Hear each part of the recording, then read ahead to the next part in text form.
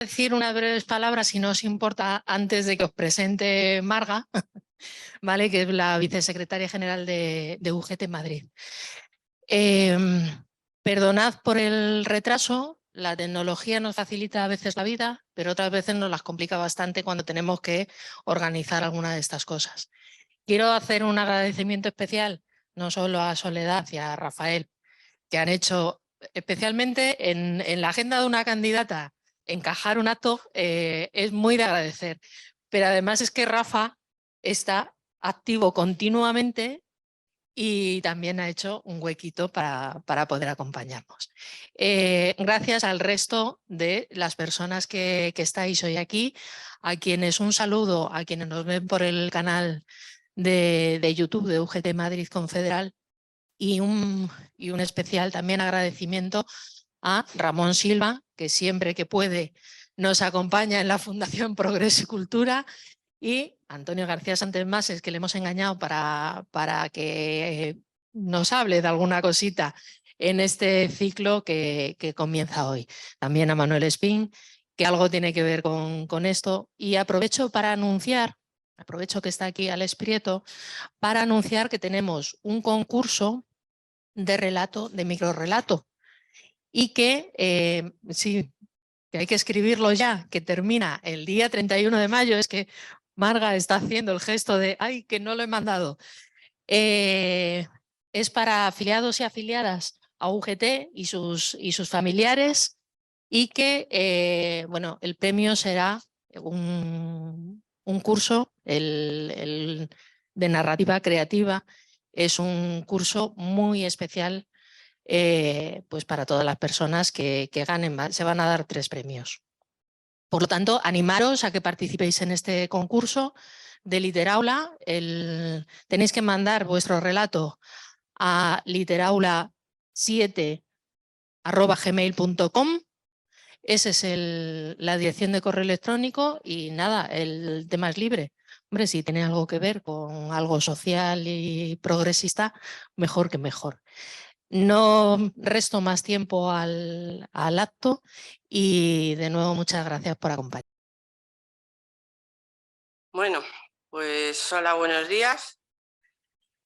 Estamos aquí otra vez, bien acompañados por Rafael Fraguas y Soledad Murillo.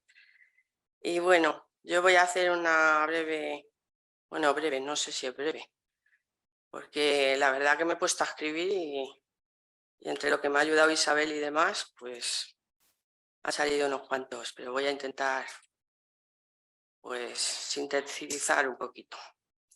Hoy me corresponde a mí dar la bienvenida a la Casa del Pueblo, un espacio de encuentro, de debate, reflexión y aprendizaje. Así es como se diseñaron las Casas del Pueblo. Desde UGT Madrid queremos recuperar ese espíritu vivo que tenían hace años. Gracias a Soledad Murillo y a Rafael Fraguas por hacer hueco en sus agendas. Y no solo por acompañarnos hoy, sino también por ilustrarnos con sus conocimientos sobre las materias que se van a tratar hoy. Rafael centrará su exposición, y cito textualmente, en la dicotomía lenguaje político, lenguaje periodístico, y en la crisis de la palabra y de los medios, señalando las causas de ambos, sus efectos y soluciones posibles o previsibles, desde una perspectiva de izquierda dentro de un conjunto crítico de transformaciones tecnológicas, de civilizaciones institucionales y sociopolíticas, nada más cercano al espíritu de esta Casa del Pueblo. Soledad, por su parte, tratará sobre uno de los aspectos más importantes de la democracia, según mi opinión, que es la igualdad. Y ha titulado su ponencia Mujeres, Democracia y Políticas de Igualdad. Una cuestión de rabiosa actualidad, tras la aprobación de varias leyes con contenidos referidos a estos temas y que han generado una política artificial e interesada, especialmente interesada por parte de las derechas en España. Sería poco elegante por mi parte presentar a dos personas como Soledad Murillo y Rafael Fraguas, porque solo con sus nombres sabemos que se trata de personalidades del mundo profesional y político. Pero sí quiero referir que Soledad es una de las grandes artífices de la Ley Orgánica de la Igualdad Efectiva de Mujeres y Hombres. Solo el nombre sigue imponiendo, aunque ya han pasado 16 años desde su aprobación. Y por supuesto destacar de Rafael no solamente lo más conocido, que es que fue miembro fundador del periódico El País, sino sus conocimientos sobre secretos de Estado. De hecho, su tesis doctoral versó sobre ello, pero también es experto en organizaciones de inteligencia, armas nucleares o Islam Chi. Eso luego me lo va a explicar porque no, yo estoy un poco, estoy un poco pez en eso y yo teniéndola al lado le voy a preguntar después de qué va eso. Por eso me cuesta también decirlo. Pero además es un humanista en su más amplio concepto. No tenía intención de hablar de quienes nos ilustrarán sobre el tema de medios de comunicación, democracia y sociedad. Mi intento hoy es anunciar el próximo ciclo de conferencias que programaremos conjuntamente la Fundación Progreso y Cultura y UGT Madrid. Este acto es el primero de un ciclo de conferencias que tratará aspectos de rotunda actualidad, organizados en torno al papel que juegan los medios de comunicación en nuestra sociedad, en unos momentos en los que una parte de la ciudadanía parece alejada de los principios básicos de la democracia.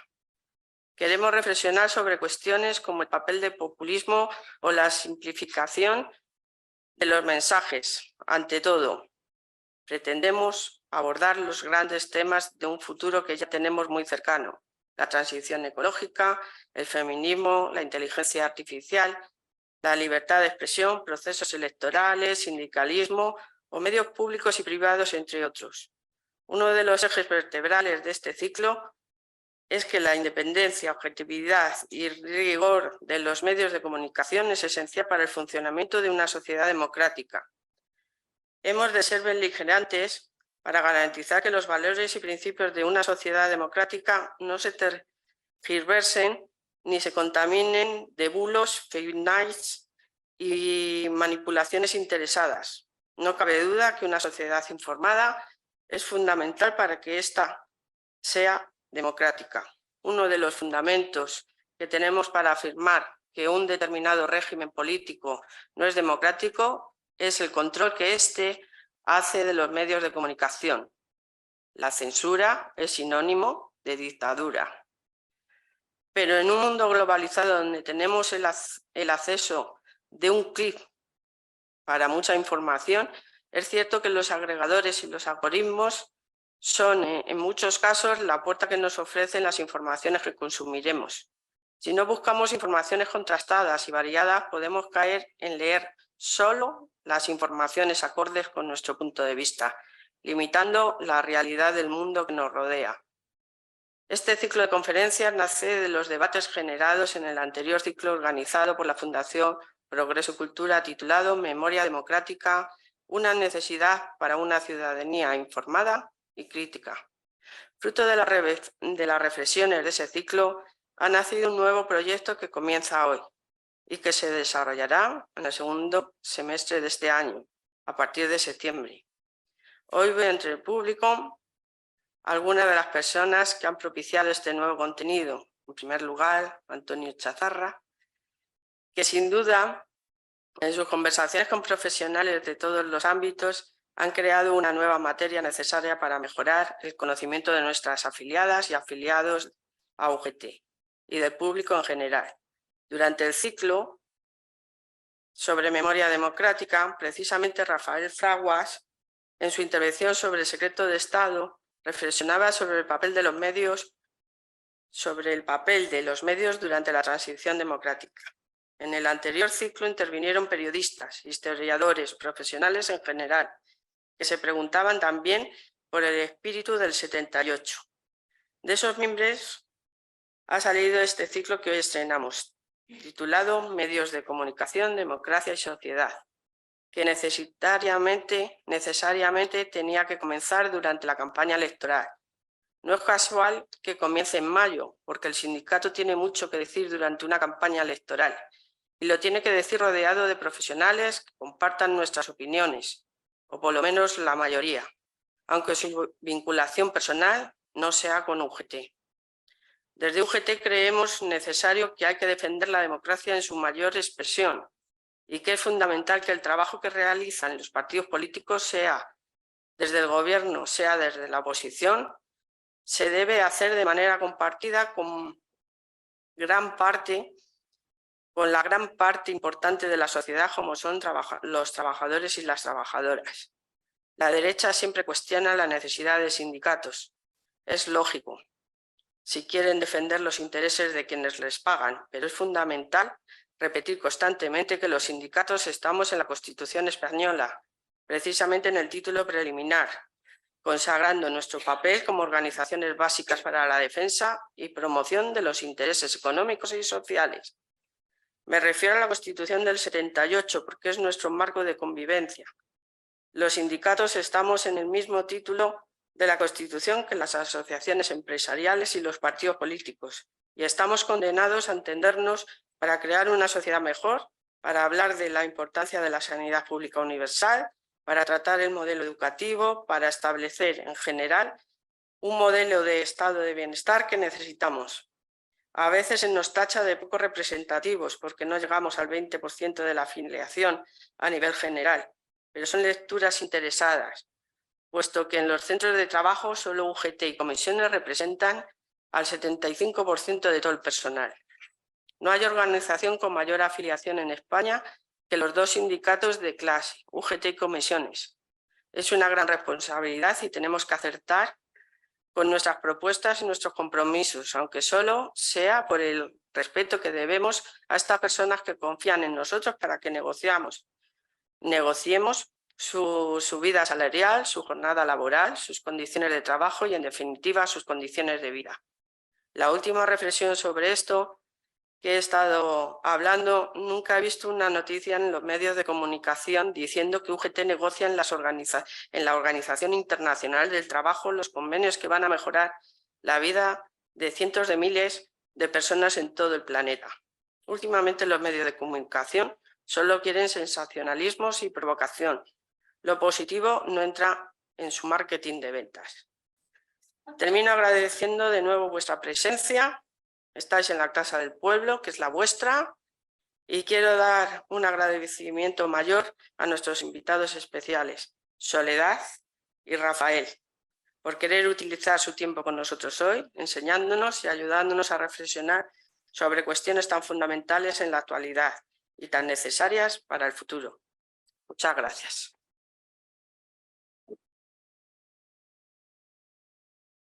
Bueno, y ahora vamos a dar la palabra a Rafael, que nos va a hablar de todo esto del lenguaje. Venga. Ah, sí. Perdón. Me quería quedar para mí.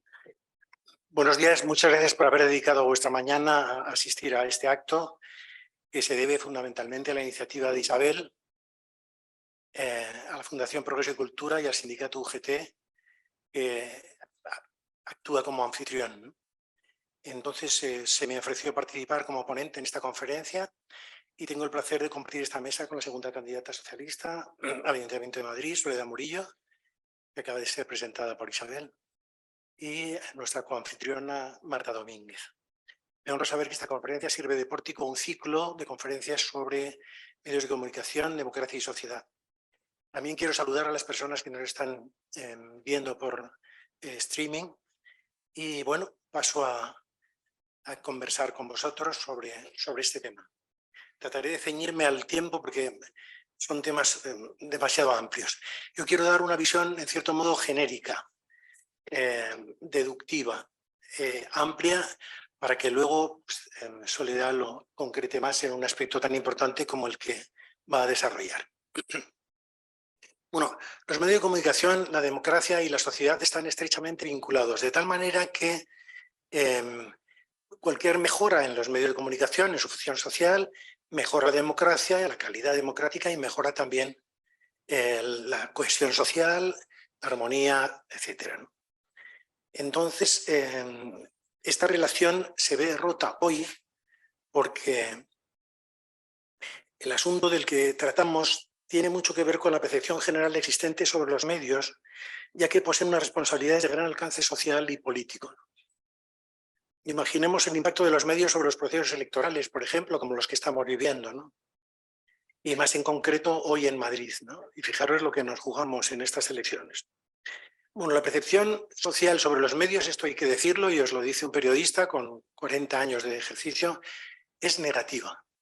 La sociedad estima, con mucha razón, que el comportamiento de los medios ha dejado de lado su función principal de mediar socialmente. Esto obedece a muchas causas. En principio, cabe decir que también a la prensa se le pide que acometa funciones que no le corresponden.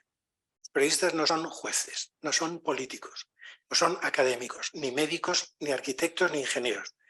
Los periodistas son mediadores sociales que tratan de transponer un lenguaje profesional, por ejemplo, político, académico, judicial, tratan de transponerlo a términos accesibles para un público heterogéneo, etc. No son ni más ni menos que eso. El problema es que la gente concienciada, como vosotros los sindicalistas o la gente con formación política, pues entiende que se está produciendo un déficit profundísimo en esa función mediadora. Y esto obedece a varias causas. Primero que hay que decirlo, hay una hiperresponsabilización a la prensa. Pero esa hiperresponsabilización a la prensa a la que se le pide que desarrolle cometidos que no le corresponden, obedece también a que la ciudadanía ha abdicado de la participación política.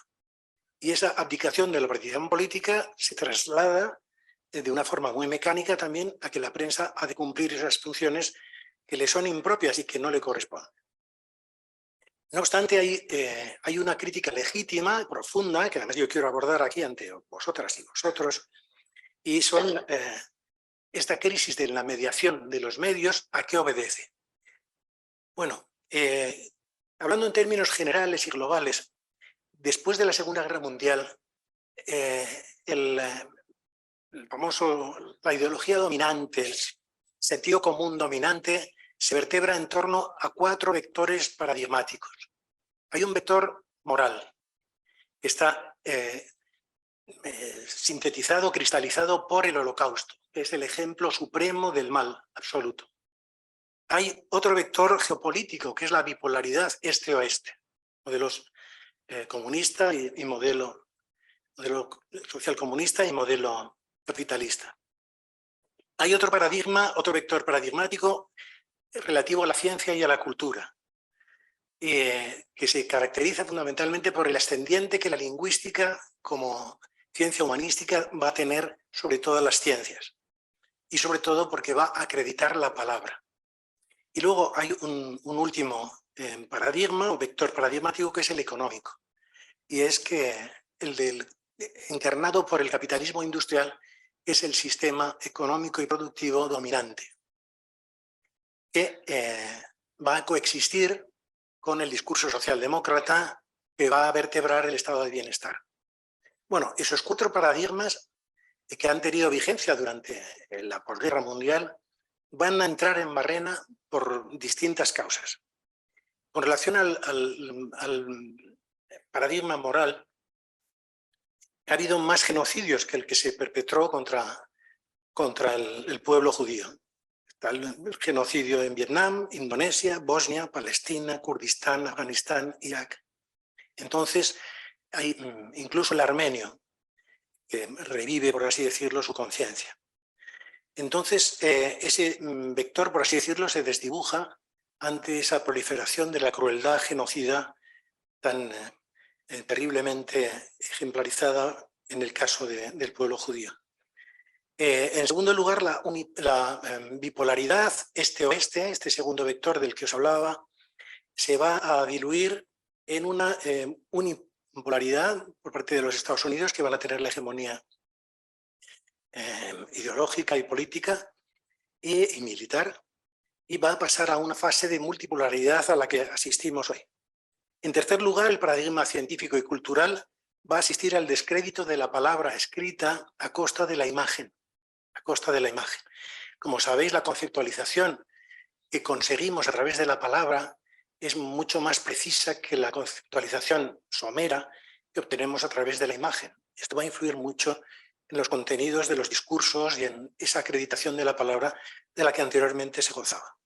Y en último término, el capitalismo industrial sería el paradigma económico por excelencia de esa etapa, se va a ver desplazado por el capitalismo financiero. El capitalismo financiero, como sabéis, es improductivo, es meramente especulativo, que no crea trabajo, que no crea empleo y que es fundamentalmente hoy, en mi opinión, el principal enemigo de la democracia. Es decir, la democracia ha dejado de interesar al capitalismo financiero y todo aquello a lo que estamos asistiendo tiene mucho que ver con esta predeterminación. A todo esto, la causa fundamental de esta consunción de los paradigmas, de los vectores paradigmáticos de los que se hablaba, el moral, el geopolítico, el cultural y el económico, va a ser el despliegue de la tecnología. Es un despliegue incontrolado, atroz en ocasiones, que en vez de facilitarnos la vida, en muchas ocasiones lo que hace es fundamentalmente inyectarnos un discurso en el cual los dos vectores desde los cuales se ha desarrollado la cultura, la conciencia histórica, la política, el arte, el amor, la literatura, todo, que son los ejes espaciotemporales, este desarrollo desenfrenado de la tecnología los ha pulverizado. Hoy vivimos en un tiempo absolutamente presente, la experiencia no cuenta, la conciencia de los jóvenes alcanza hasta el miércoles pasado y el futuro pues prácticamente tampoco existe. Entonces, si os fijáis, este momento virtual que vivimos, esta sacralización, mitologización de ese presente continuo que se olvida del espacio y del tiempo, sintoniza muy bien con el capitalismo financiero. ¿Por qué? Porque si hay un vector virtual en nuestra cotidianidad es el capital, es el dinero. El dinero es la abstracción completa, ¿no? El capital es la abstracción completa. Y como sabéis, el capitalismo vive de la ficción de crear valores abstractos, pero a los que acomoda luego Entonces, esta consunción espaciotemporal también ha afectado al mundo de los medios. ¿Por qué? Porque esa consunción espaciotemporal se carga la periodicidad, que es una de las claves del periodismo. O sea, la palabra periodismo se refiere a la periodicidad, a la emisión secuencial, a la dimensión secuencial también de nuestra existencia. Entonces, por otro lado, hay factores de tipo sociopolítico muy importantes que también están influyendo en esa configuración del espacio en el cual se movía anteriormente el mundo de la prensa, donde aparentemente casi todo estaba en su sitio, pero ahora no, ahora todo se ha desmedulado, se ha desvertebrado, etc. ¿Qué es lo que ha sucedido entre estos factores sociopolíticos? Pues es que, entre otras cosas, el liberalismo, que tenía un mensaje emancipatorio inicial, se ha convertido, se ha transformado en ultraliberalismo, en neoliberalismo, que curiosamente casa muy bien con el neoconservadurismo. Y entonces esos dos grandes enemigos de la democracia lo que están haciendo es erosionar la credibilidad, el crédito de la democracia. Entonces, los medios de comunicación viven profundamente ese desconcierto. Lo viven el desconcierto porque el panorama axiológico se ha alterado tan profundamente como para desconcertar instituciones democráticas que en el caso español jugaron un papel muy importante durante la transición. A la salida del franquismo, como no había instituciones democráticas en nuestro país, porque las había arramplado con ellas el franquismo, la prensa adquiere un papel de institución democrática referencial, y entonces cobra un interés desproporcionado. Desproporcionado porque no hay otras instituciones democráticas que puedan desplegar la fuerza que va adquiriendo esa pulsión social hacia la democracia. Entonces, durante la transición, como sabéis, la prensa adquirió un crédito social realmente, creo que desproporcionado, pero muy importante porque satisfacía los intereses que toda democracia naciente necesita desde el punto de vista meritocrático para acreditar determinadas cosas, personas, instituciones, etc. Entonces, publicaciones, como recordaréis, como Triunfo, como Cambio 16, como Diario 16, como Interview, incluso, adquirieron una nombradía, Cuadernos para el Diálogo, inicialmente notable, pero que adquiere ya concretamente en El País, que lo conocéis un poquito más quizá, adquiere ese carácter polarizador del desarrollo de los medios y del cumplimiento de la función social que los medios tienen. Porque cuando los medios cumplen la función social que se les atribuye, es decir, el recoger de la sociedad la información y los factores de interés que mueven a la sociedad y los organiza, esos son los medios, organizan esa información dispersa que surge de la sociedad, organizan y la devuelven a la sociedad. Y la sociedad entonces se hace una idea de lo que debe hacer, de por dónde debe ir, o desde luego utiliza su propio criterio para elegir, para optar. Pero sin información no es posible que que la sociedad se haga una idea de la realidad. Entonces, en España ese crédito social que adquiere la prensa, por ejemplo, durante la transición, se va perdiendo porque se produce un proceso de narcisismo dentro de los medios. Los medios, en vez de poner su objeto al servicio de la sociedad, es decir, tomar la información, informe, gestionarla, organizarla y devolverla, lo que hacen es que rompen esa ecuación y se colocan ellos mismos como objeto de sí mismos y compiten en el mundo de los poderes como si se tratara de un poder cualquiera. Están intentando lidiar con el ejecutivo, con el legislativo, con el judicial, etcétera, ¿no? Y no le corresponde a los medios desplegar ese papel.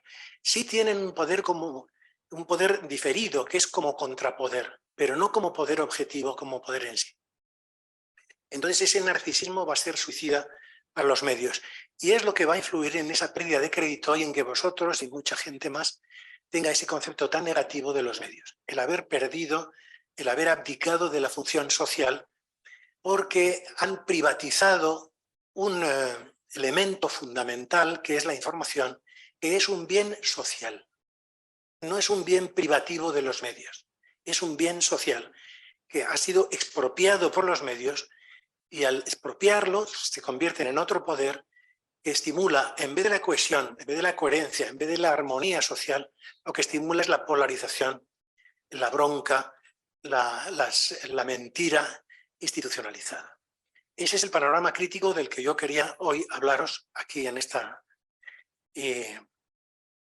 Además, también esos cambios tecnológicos de los que hablaba, que han acabado con las dimensiones espaciotemporales, pues han impactado de forma tremenda en lo que los guapitos de las escuelas de negocios llaman los cambios del modelo de negocio en la prensa.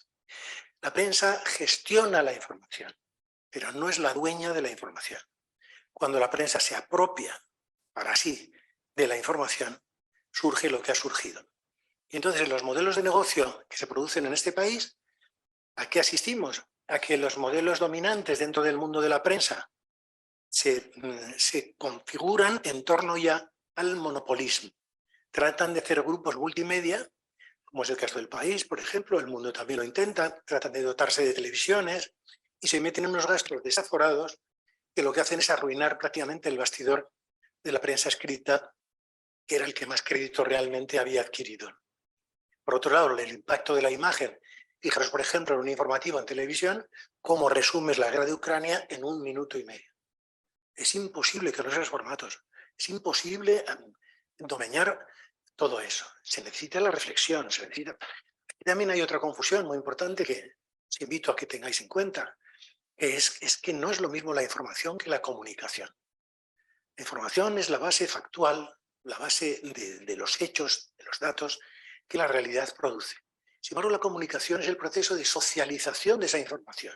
Socialización por la vía del debate, por la vía del contraste, por la vía de lo que estamos haciendo o lo que vamos a hacer hoy.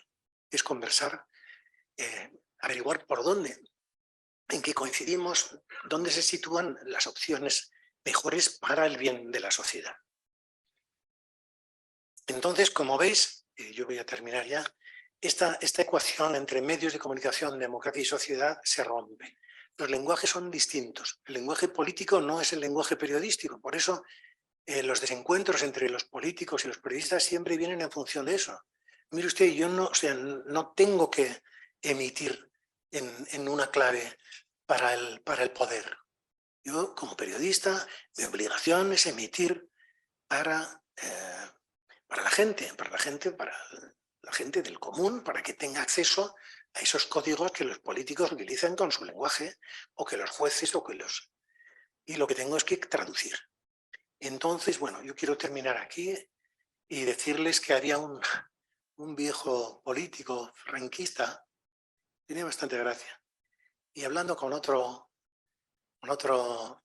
colega suyo, un diplomático, decía, no, realmente, decía, realmente el problema de la prensa en España no es que se venda, es que se alquila. Decía, no. Bueno, pues hasta aquí lo que quería decirles. Muchas gracias. Sí.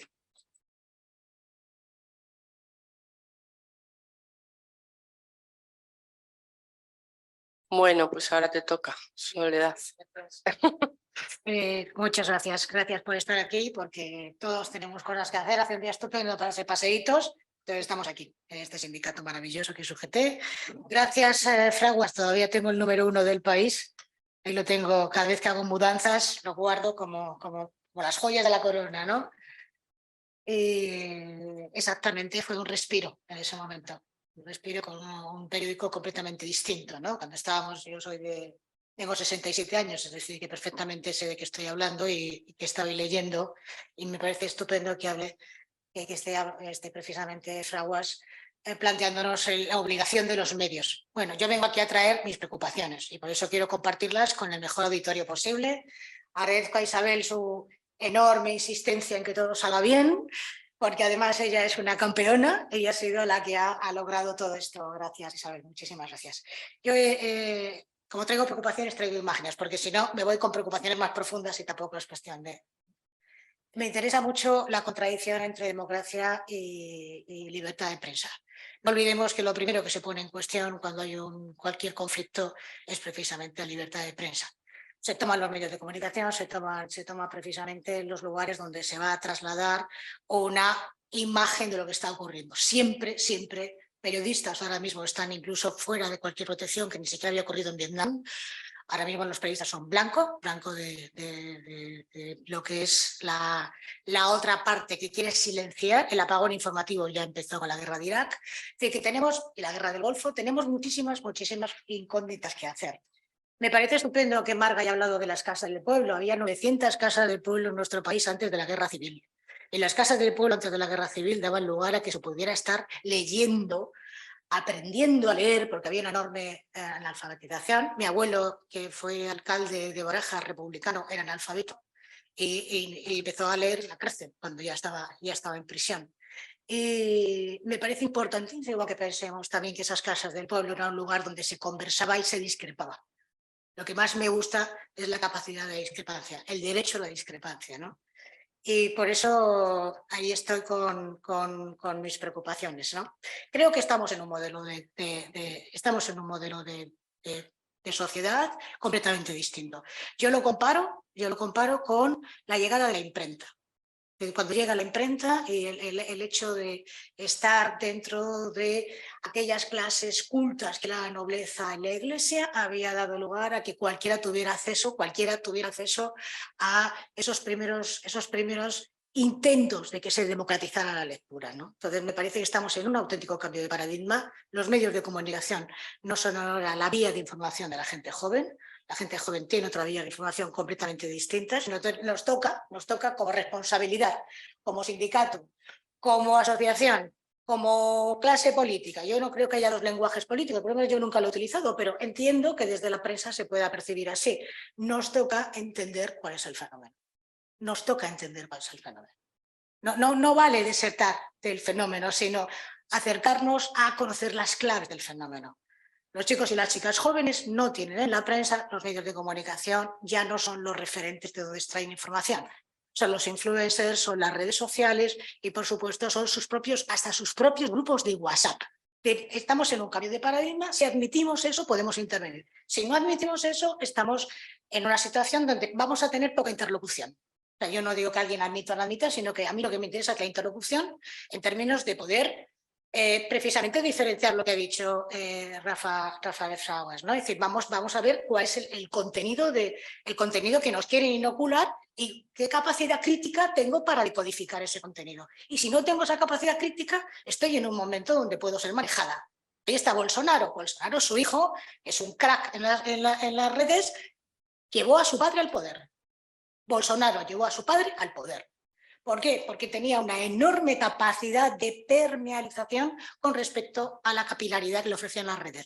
Generó grupos de sujetos que tuvieran a su vez capacidad de multiplicar el mensaje. Bien, Bolsonaro era un arboricida, bueno, como lo es el alcalde de Madrid, dicho de paso, pero Bolsonaro era un arboricida. O sea, el Amazonas lo convirtió, una cosa que me llama la atención, porque yo cuando estaba en el Comité CEDAW, el Comité Antidiscriminación de la Mujer en Naciones Unidas, era muy curioso. O sea, abrir un canal para llevar e implantar una industria del Amazonas se hace en una semana.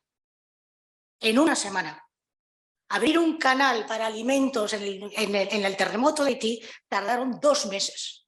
Es decir, cuando el mercado está presente en términos de agilizar sus intereses, todo es posible y no hay ni espacios protegidos, ni patrimonios de la humanidad y, por supuesto, no hay población, porque la Declaración de los Derechos Humanos del 48 no está en vigor cuando tienes un interés económico prioritario. Por lo tanto, hemos cambiado de modelo y la imagen es lo único que sirve para captar la atención.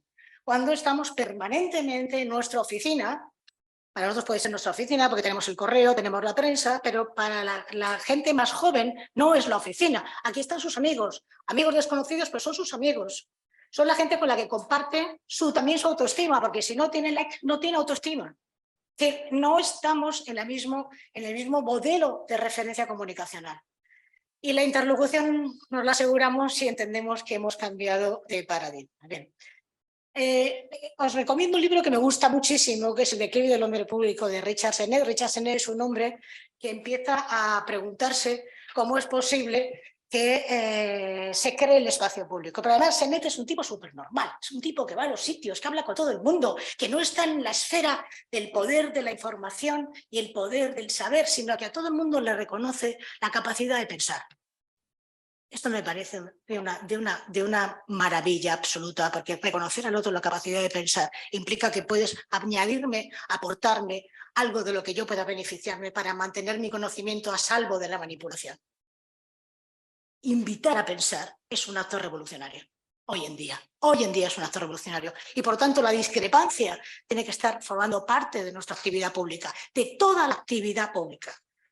A nosotros nos preocupa mucho, precisamente en la candidatura de Reyes Maroto hemos hablado muchísimo sobre medios de comunicación, hemos hablado muchísimo sobre cómo nos importa la interlocución, hemos hablado muchísimo cómo despejar todo el tipo de manipulaciones y aún así lo que más nos orienta con respecto a la motivación que nos lleva al Ayuntamiento de Madrid es cambiar la interlocución, trabajar la participación.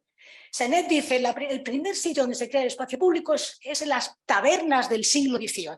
Es decir, cuando las personas dejan de tener ese compromiso con su tarea y con su trabajo diario, que diríamos trabajo en el siglo XX, pero que en el siglo XVIII era su oficio, y que Marx después plantearía la capacidad de vender esa plusvalía como capacidad de trabajo a cambio de una retribución, por eso Marx habla de la plusvalía como un beneficio recíproco. Son las tabernas, las primeras tabernas, donde todo el mundo empieza a compartir información, y a compartir información de manera informal. Bien, pues, ¿qué ocurre? Que existe una serie de acontecimientos políticos que a mí me gustaría resaltar. Nosotras y vosotros, en términos de gran constitución de ciudadanía, porque la ciudadanía no es votar cada 4 años, esa es la representación. Y está muy bien, lo hemos conseguido, la democracia, perfecto, después de Franco, perfecto, pero la ciudadanía es ejercer tus derechos y exigir que ese ejercicio de derechos esté protegido. Y por lo tanto, hay acontecimientos políticos que son importantes y acontecimientos políticos con los que hemos convivido donde las mujeres que eran mayoría seguían sin estar. Y por eso lo he traído aquí, como una especie de regalo, ¿no? de lo que eran las tabaqueras. La tabacalera de Madrid, la tabacalera de Madrid fue una reproducción importante donde las mujeres estuvieron además con pancartas, sacaban una sábana y había pancartas que hablaban del trabajo, introducían el trabajo como una limitación temporal a su propia dedicación, ¿no? Y por eso en la Constitución de 1812 es cierto que no se habla de la ciudadanía, y por eso traigo a Clara Campoamor, que yo la traigo porque a veces se nos olvida de lo que significa, a pesar de tu partido político, proponer una idea. A pesar de tu organización, defender una idea.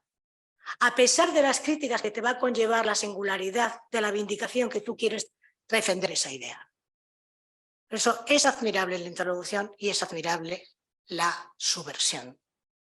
La subversión. Clara Campoamor fue una mujer absolutamente subversiva. Por eso ¿qué tenemos ahora?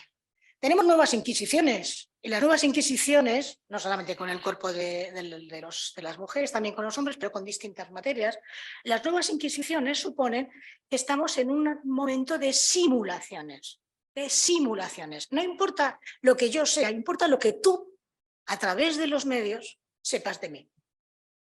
Y por lo tanto, voy a estar en el concepto de simulación, es un concepto muy interesante de Baudrillard, es un autor francés que era muy raro, no hablaba con nadie, todo lo contrario a Richard Sennett, y estaba encerrado en lo que significa el simulacro, que es voy a hacerte creer que la realidad es esta, aunque no lo sea, pero con tal de que tú estés sintonizando con mi forma de pensar, voy a crearte un mundo paralelo y que lo tomes como un mundo real. El concepto de realidad ya ha caducado a todos los efectos cuando estamos hablando de redes y estamos hablando de medios de comunicación alternativo como son los medios de comunicación que tenemos ahora permanentemente a través de nuestra ventana y de nuestro estímulo.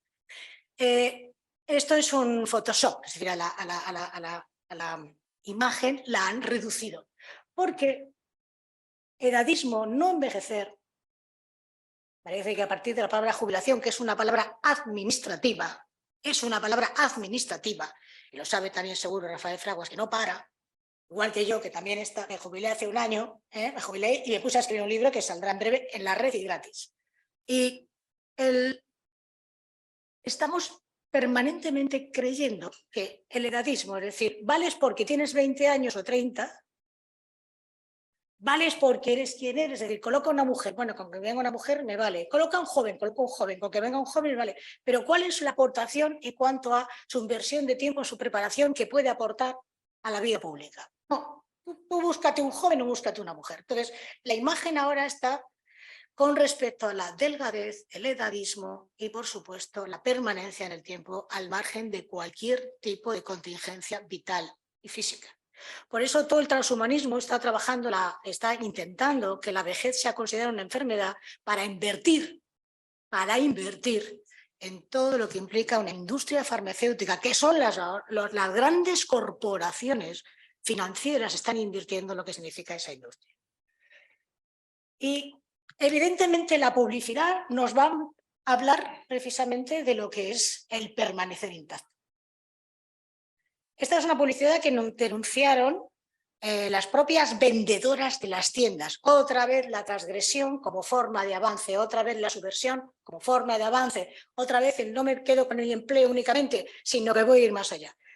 Abercrombie lo que planteaba es que, y el eslogan es cierto, ni gordas ni para chicos que no sean cool, es decir, todos son blancos. Aquí no hay latinoamericanos, asiáticos, Es decir, como si lo demás fuera una anomalía. Vamos a proteger nuestro mundo y vamos a conservar la imagen de que somos únicos. Y al ser únicos podemos imponer nuestras reglas y nuestros marcos de actuación, como diría Bourdieu, nuestros marcos de actuación, ¿no? Por eso esta campaña de publicidad fue denunciada y suspendida. ¿Por quién? Por las propias dependientas, que se sentían también blancas, también jóvenes, también delgadas. Hay un libro fantástico de José Manuel Pestaña que habla de la delgadez como un estatus para adquirir trabajo. Estamos hablando de jornadas laborales. La delgadez como un estatus para adquirir trabajo para hombres y mujeres de cara a los nuevos requerimientos de imagen profesional. Estamos en otro tipo de relación. Ya no hay medios de comunicación, hay medios relacionales. Siglo XXI. Y acabamos de empezar. Y acabamos de empezar cuando llevamos ya 25 años, cuando estamos trabajando con inteligencia artificial. 25 años de inteligencia artificial. 25 años. Me decía el otro día una compañera, pero es que ¿cómo el pacto de Estado podemos saber lo que hacen los ayuntamientos? Pues tenemos 8.125 ayuntamientos en nuestro maravilloso país territorial dividido por comunidades autónomas. 8.125 ayuntamientos. Sin Big Data, sin algoritmos, es imposible que yo sepa qué tipo de proyectos se están utilizando con el dinero público para trabajar violencia de género. Entonces es evidente que si no digitalizamos y preparamos y sobre todo evitamos el pensar que es una situación que nos va a llevar a perder control, podemos tener bastante más información. Pero estamos en un mundo donde están produciéndose transformaciones prodigiosas, absolutamente prodigiosas. ¿A costa de qué? De la transición. ¿Cuál es la transición ahora?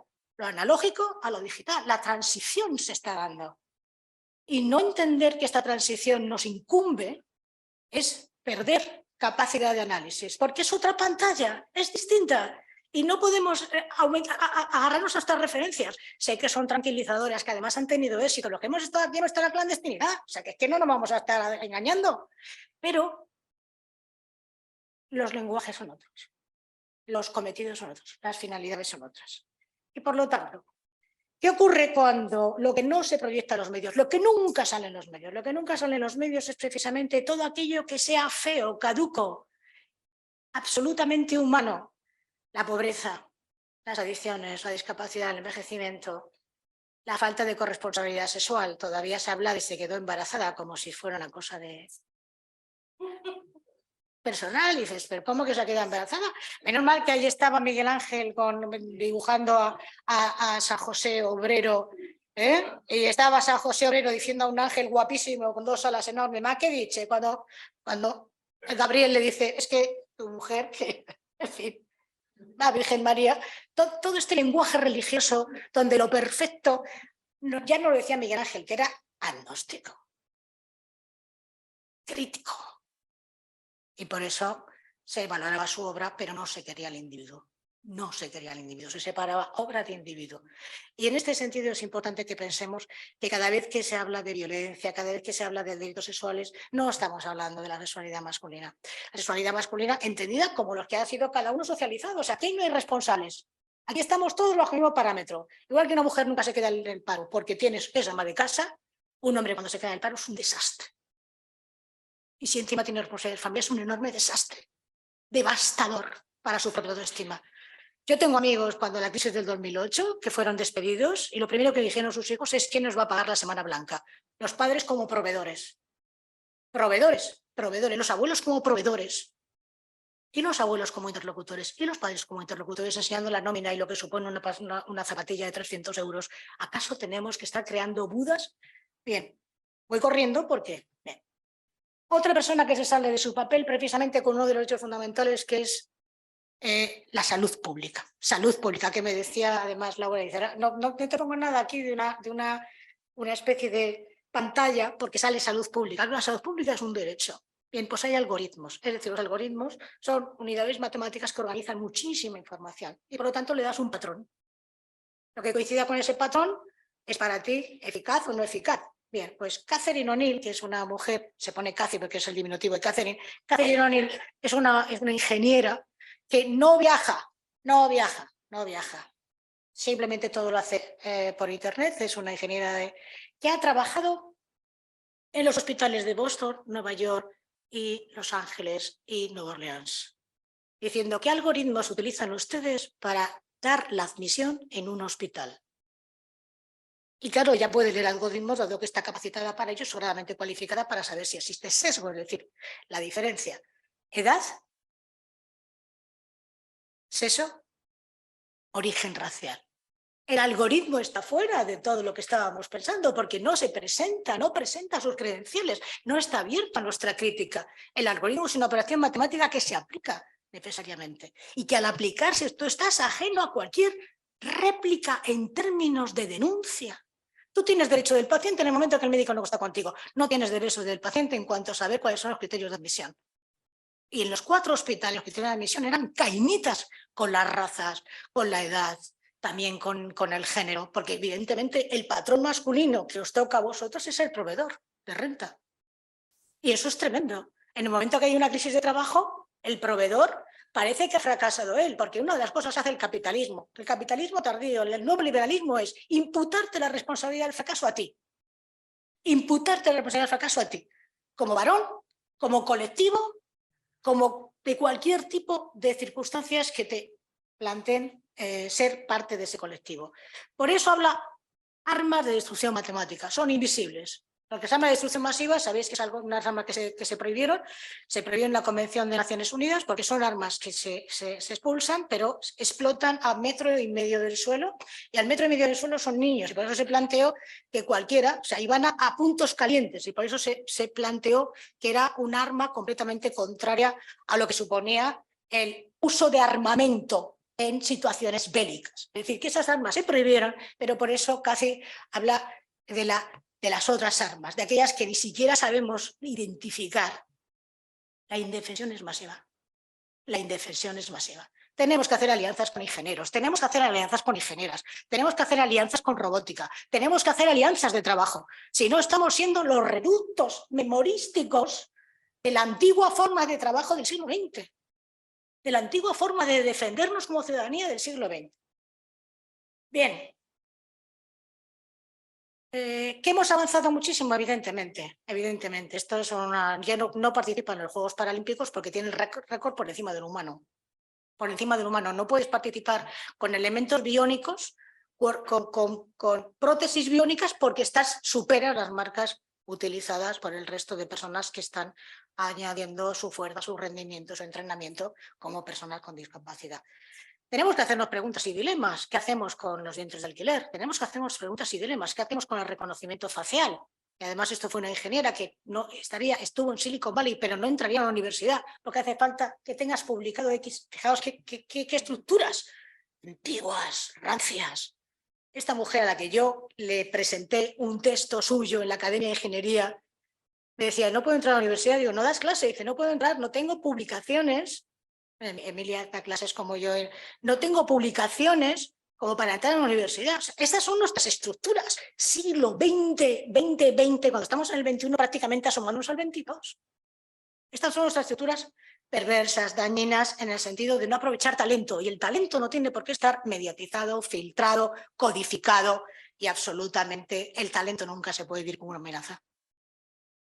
Si el talento es una amenaza, si la discrepancia es una amenaza, estamos en organizaciones del 19. Nos vamos al 19 directamente, al 19. Bien, antes de la pandemia, comprar una muñeca o un muñeco sexual costaba entre 6.000 y 7.000 dólares. Después de la pandemia ha subido a 47.000, 48.000 dólares. Aquí están los expertos en efectos sensoriales, expertos en tacto, la piel, expertos en ventas en cuanto a que ahora los que se trabajan todos los temas de la robótica sexual no están pensando en qué modelo quieres. Primero te hacen una ficha, pero no una ficha del siglo XX, sino del siglo XXI. ¿Con quién estás? ¿A quién llamas cuando estás solo? ¿En qué momento te encuentras de tu vida? ¿Has tenido decepciones? ¿Encuentras un lugar donde te veas reconocido? ¿Todavía tienes que recordar quién eres para que te quieran? Y a partir de ahí están emprendiendo modelos. Bueno, a alguien le puede parecer, pero a mí me parece sorprendente que estemos aislados y con juguetes. y que las relaciones sean a través de los likes y que las relaciones sean a través de los medios de las redes. ¿Qué hacemos con este aislamiento? Nosotros llevamos en el programa la estrategia de la longevidad, precisamente para personas mayores. También tenemos en el programa para chicas jóvenes que están enlazando trabajos sin protección sindical, porque están en miles de sectores y están solas, porque están tan pronto están en Móstoles como están en Alcorcón, como están en el centro de Madrid, porque depende o en Ávila no, que no hay nada de trabajo, solo una muralla. Allí no hay trabajo, solo hay una muralla y punto pelota, no vamos a hacer líos. A Valladolid, al País Vasco, ahí. Y están solas porque su red de apoyo ya es digital. Ya es digital. Y aquí tienes siempre que sacar lo mejor de ti, la mejor versión de ti. Y la mejor versión de ti nunca es una versión que hable de tristeza y mucho menos que la interlocución te permita mostrarte devastada o en un momento difícil de tu existencia. Por lo tanto, la industria está pensando en sujetos que van a estar solos, aislados. Por eso los nómadas digitales son una nueva forma de trabajo tan llamativa y donde tengamos que hacerles compañía artificialmente. O bien lo tenemos que pensar en términos de robótica. Es cierto que hay robots, desde el año 99 robots en Japón que levantan cuerpos, o sea que están en las residencias. La robótica no es algo de ahora, todo lo contrario.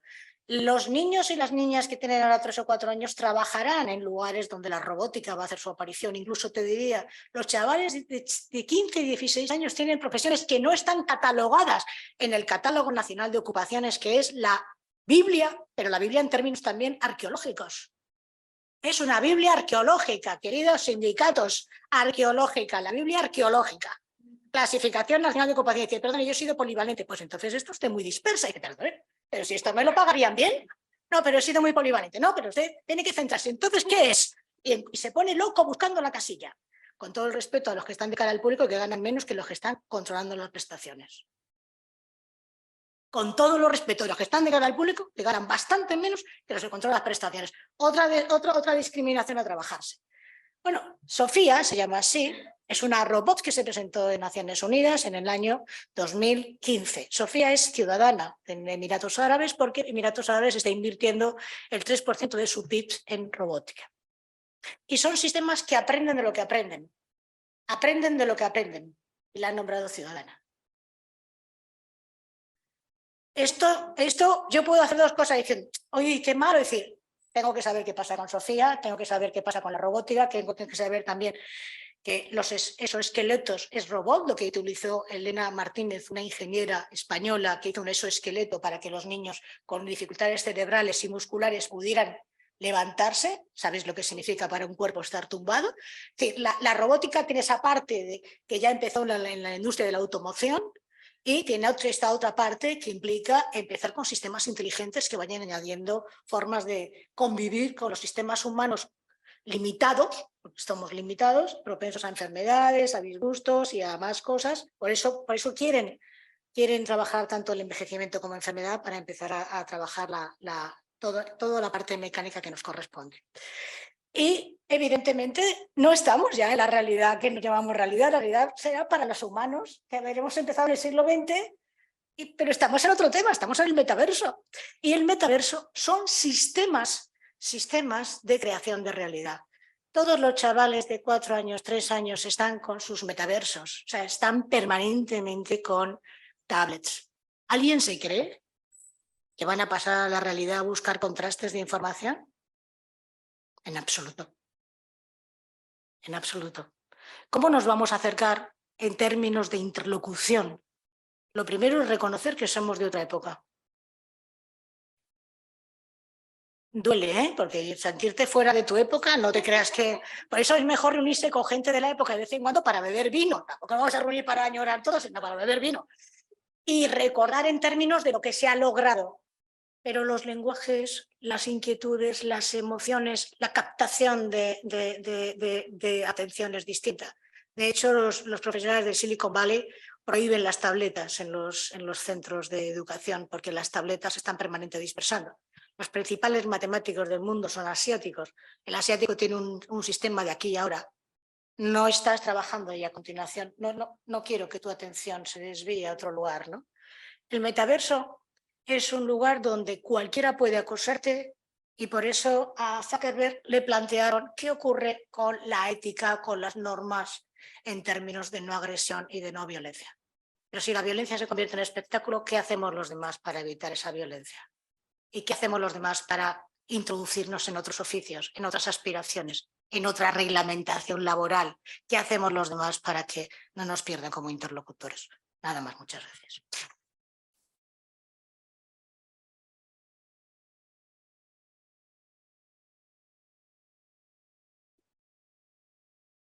Madre mía, nos has dejado aquí. Uf, qué cuerpo.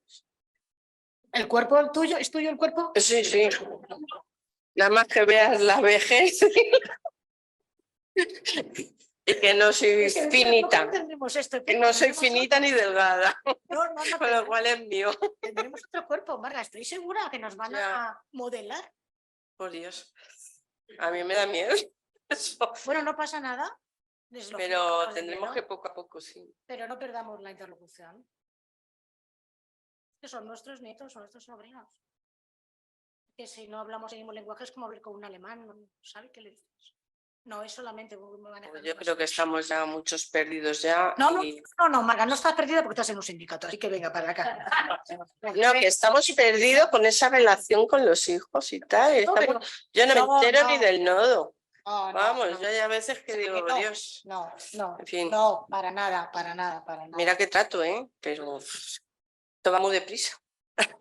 Perdón por la prisa, te quería decirlo todo. No, bueno, vamos ahora a abrir un tornillo de palabras y me vais diciendo los nombres porque yo... Ariano, con el primero vale. Ariano, sí. Eres el de mi libro. Miguel, Antonio, Ramón. Ya está.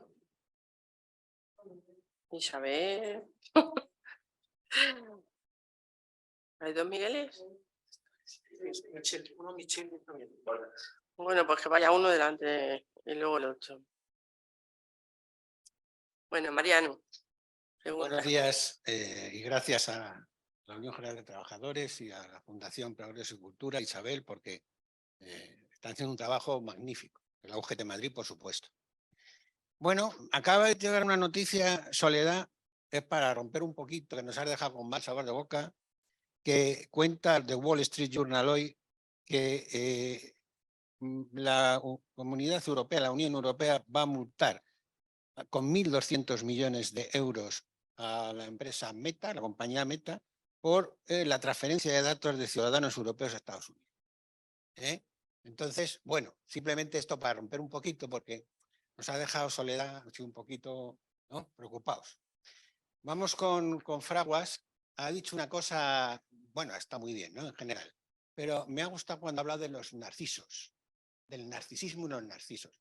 Para otra conferencia que va a hacer a partir de septiembre hablaremos de los narcisos. 5 narcisos. Juan Luis Cebrián, Pedro J. Ramírez, Iñaki Gabilondo, llevo 3, Anson, por supuesto, y algunos bueno, ya hablaremos de esos cuando llegue el momento, pero quiero hablar de uno de ellos. Luis del Olmo, efectivamente, se me había pasado, porque eran 2 de radio. Quiero hablar de uno de ellos. Sí, en aquel momento es así. Un mensaje menos pesimista sobre la juventud de ahora. Yo tengo hijos, aparte de sobrinos y cosas de estas. Y hombre, yo lo que conozco de mis hijos, de los amigos y las amigas de mis hijos, cuando mandan, que evidentemente no leen el diario El País o otro diario en los digitales, pero sí citan a estos periódicos digitales en las cosas que hacen. Muchos, otros no lo harán. Barack Obama ganó 2 elecciones porque fue el que primero utilizó las redes en positivo, porque las redes son las redes. O sea, tú es el mal uso que hagas o el buen uso de las redes. Barack Obama ganó 2 elecciones, sobre todo la primera. Y luego, sin embargo, pues Donald Trump hizo lo que hizo con las redes sociales, ¿no? Muy bien. Quiero acabar Pero con una pregunta que te quiero hacer. Soledad. Sí. Entonces, en la película esta de Johnny Guitar, sabes que John Crawford y Steely Halden le dicen, miénteme y dime que me quieres. Yo no soy Starley Hayden, tú te das un aire a John Crawford, eso es verdad. Y te quiero preguntar lo siguiente, miénteme y dime que vamos a ganar las elecciones al Ayuntamiento de Madrid. Gracias.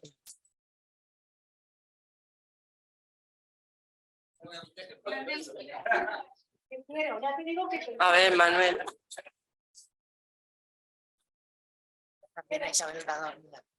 Hola, buenos días. Mi nombre es Miguel Fonda.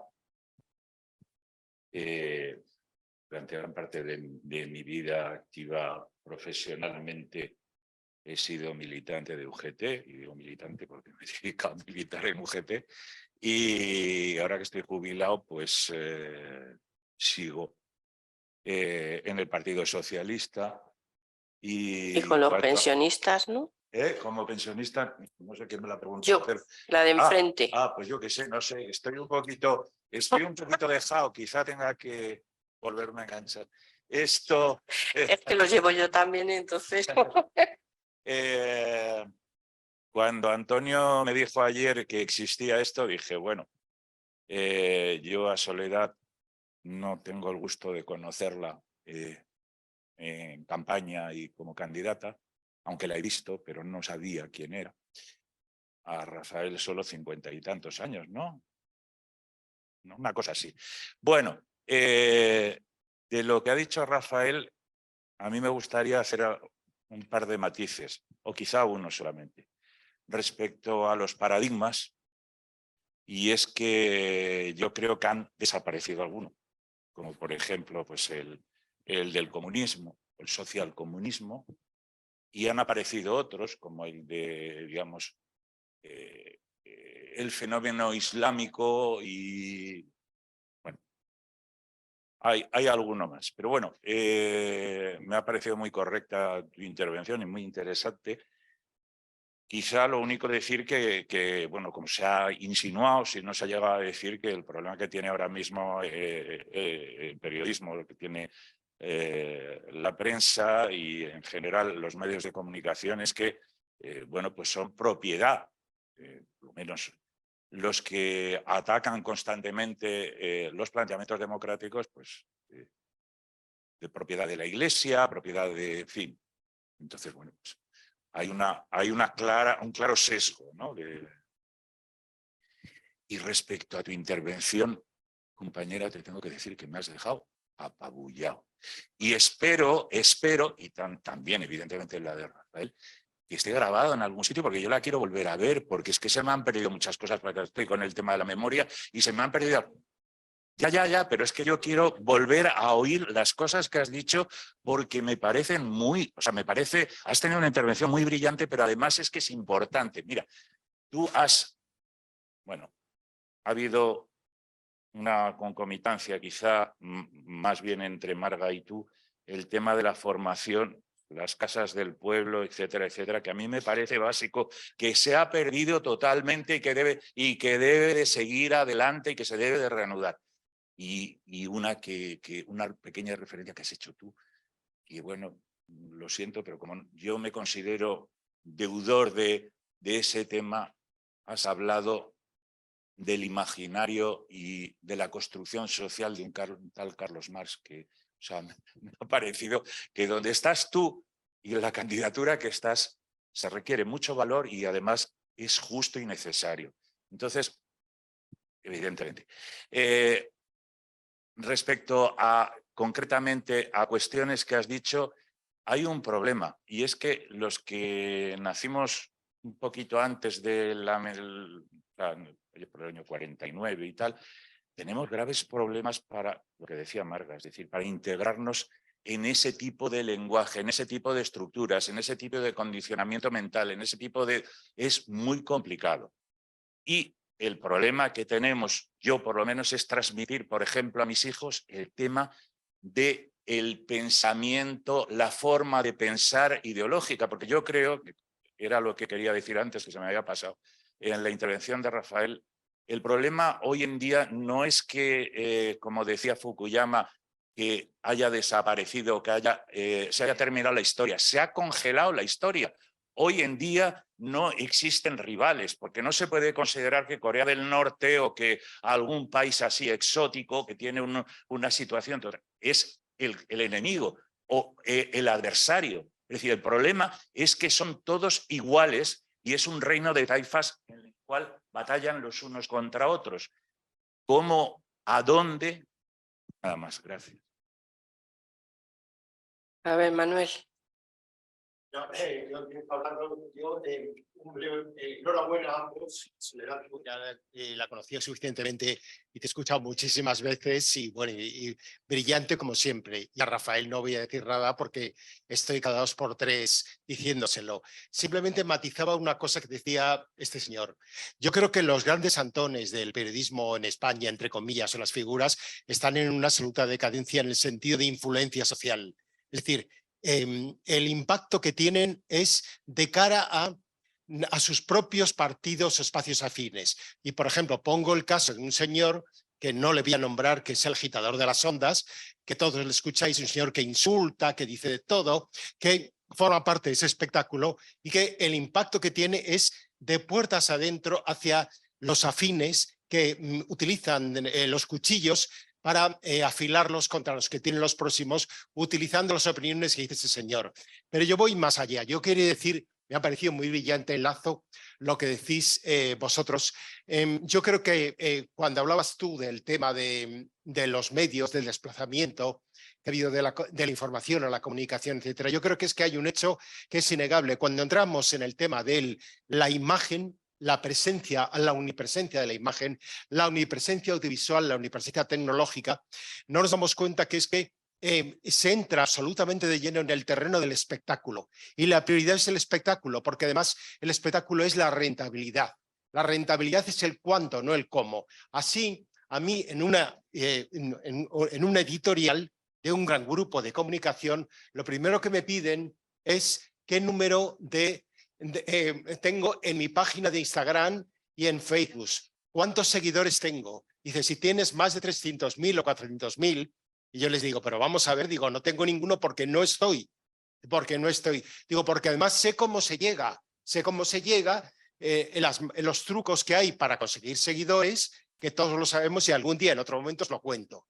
Pero voy más allá y lo que voy es a que en lo que está pasando es que además hay un trasvase, que es algo que nos parece terrible y yo creo que es lo que me parece verdaderamente grave, de lo que es el periodismo, entre comillas, iba a decir profesional o profesionalizado, el que se daba en las facultades, etcétera, en el que había unos criterios, por ejemplo, no confundir opinión con información, que me parece básico, que se ha perdido completamente, porque hay una contaminación del tema de las redes sociales. Os pongo unos ejemplos. El otro día la presidenta del Congreso envió una carta a un senador de otro partido, que todos lo sabéis, cuando la había acusado, había dicho que estaba implicada en el caso de lo del Tito Berni, etcétera, todo lo que había dicho. Y entonces le pedía excusas. El otro le contestó a ella diciendo que no tenía por qué excusarse, porque eso lo había visto publicado en las redes sociales y en algunos medios. Es decir, se había trasvasado lo que era del anonimato de las redes sociales, en los cuales cabe todo absolutamente, a lo que era un medio digital que se supone que debería de tener otro tipo de autorresponsabilidad para esto. Y así tenemos el caso, por ejemplo, que decíamos, los insultos al presidente del gobierno, que me da igual que sea Pedro Sánchez o que sea cualquier político del PP o del partido que sea, diciendo que la mujer, que su mujer es trans. Todo eso que ha salido y que eso ha venido de unas redes sociales y que ha pasado diciendo que Begoña Gómez es trans. Todo eso que ha salido, eso nos provoca la risa, pero no deja de ser algo, me parece verdaderamente un intento de vituperar y me da igual del partido que sea.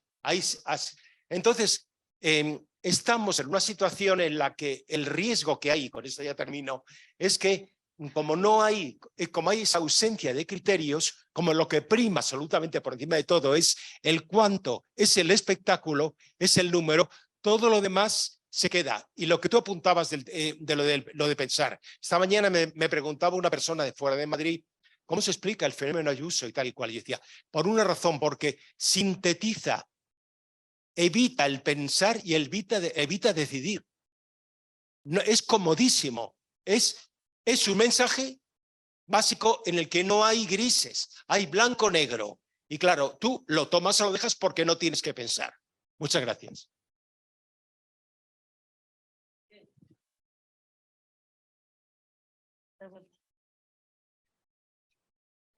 Bueno, muchas gracias. Han sido dos espléndidas conferencias, las de Rafael y de Soledad. Intentar ser breves, que Soledad se va a tener que ir. Sí, pues sí, yo voy a ser breve, sí, en distintos aspectos, pero espléndidas. Bueno, yo soy la persona mayor de las que estamos aquí, yo tengo 77 años, por tanto no soy del siglo XIX, soy del siglo XVIII, y efectivamente, sí, sí, efectivamente. Y bueno, pues, pero es verdad que la realidad es la que ha contado muy bien Soledad. Pero siendo todo eso cierto, y siendo verdad que lo que decimos de que los jóvenes ya no están en los medios de comunicación, las redes, en fin, todo lo que se ha dicho, pero es verdad, porque estamos en unas elecciones, que por cierto yo voy a votar a Soledad, por supuesto, y a sus compañeros, pues... Bueno, pues... Pero es verdad que en el debate político estamos ahora mismo donde estamos, aparte de efectivamente de que el futuro será el que es y los jóvenes son los que son. Y es verdad que en estas nuevas circunstancias, pero siguen las circunstancias de antes. Por ejemplo, y yo quiero hablar de la derecha. Es verdad que los periódicos de papel ya no los compra nadie. Yo los compro todos los días, dos, El País y el As. Debo ser el único. Por lo menos en mi barrio debo ser el único. Es verdad. Pero esos periódicos de papel, por supuesto los digitales, también está la derecha ahí todos los días. Uno va al kiosco y ve El País y al lado ve otros 3 periódicos insultando al presidente del gobierno todos los días. Con lo cual, algo todavía tenemos que hacer con los periódicos y con los medios de comunicación, aparte de con las redes sociales. Y por cierto, ha dicho Manuel Espín, bueno, insultan a Pedro Sánchez y a unos otros. No. Yo solo escucho que insultan a Pedro Sánchez y a los socialistas y a la izquierda, y a Unidas Podemos y a Más Madrid. No leo en ningún medio de comunicación ni en ningún sitio que se insulte a la derecha. Quiero decir que eso también, en fin, no todos son iguales, no son iguales. Entonces, bueno, pues quería un poco, sobre todo quizá con Rafael, un poco estos medios de comunicación que sí, que son de papel, que ya los compramos muy pocos y tal, pero que siguen en sus 13, porque es verdad que todo ha cambiado, pero es verdad que cuando se murió Franco, se murió en la cama, y por tanto, los mismos medios de comunicación que durante 40 años habían estado jodiendo a Franco, yo trabajé en uno de ellos, en el diario Ya, durante 30 años, y sé lo que es eso. Luego sí, aparecieron los que ha dicho Rafael, El País, el Diario 16, Cambio, tal, pero siguieron todos los demás. Y siguen hoy también. Y eso yo creo que está siendo muy negativo para la democracia. No sé lo que pensará sobre todo Rafael. Y muchas gracias a los dos y a nuestro sindicato. Muchas gracias. Pero quiero decir 2 cosas que pueden servir como una generalización. Es decir, lo que ha habido también es una distorsión enorme en torno al concepto de libertad de expresión. La libertad de expresión no tiene ningún sentido si no está referida al derecho democrático a la información. Porque lo demás es una licencia individual, pero que carece de contenido social. Es decir, la libertad de expresión puede tener una dimensión individual, evidentemente, pero si no está referida a la libertad de expresión, al derecho a la información, carece de sentido.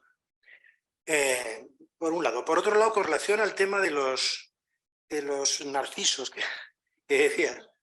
Bueno, se da mucho y hemos asistido. Mirad, cuando... es decir, las redacciones están enormemente jerarquizadas. La gente no conoce eso, pero hay que decirlo. Son prácticamente como cuarteles.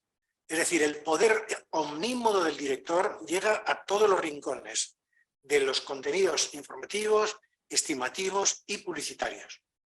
A todos los rincones. Es decir, un director puede cargarse cualquier tipo de anuncio que considere que no, por ejemplo. Y luego induce la información, la orientación, etc.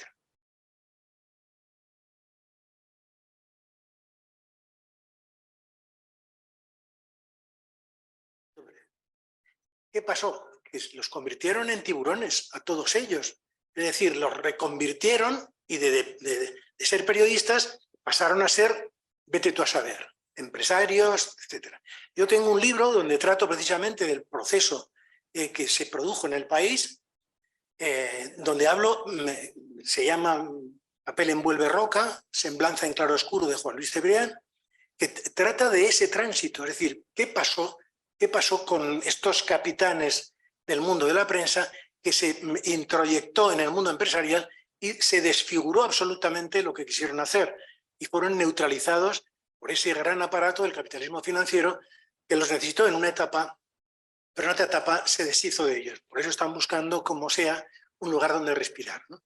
Eso es lo que quería decir. Y luego solo una pequeña cosa, de los que habéis hablado, muy pocos de ellos durante los años duros de la transición y del franquismo se destacó. Muy pocos de los que has dicho. Antes hemos hablado del director del diario de Sistemas. Juan Luis Cebrián fue un veto a la Unión General de Trabajadores. Veta, que no presencia en los comités de prensa y veta a los periodistas próximos al objetivo. Esto es un hecho histórico, es un hecho probado, es un hecho que no te las propuestas que hagan de su cultura, lo diremos. Pero ya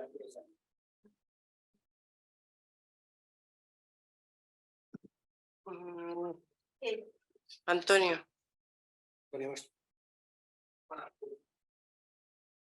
¿Te pasas el...? La verdad es que es como se oye bien todo, ¿no? Sin micro ya no,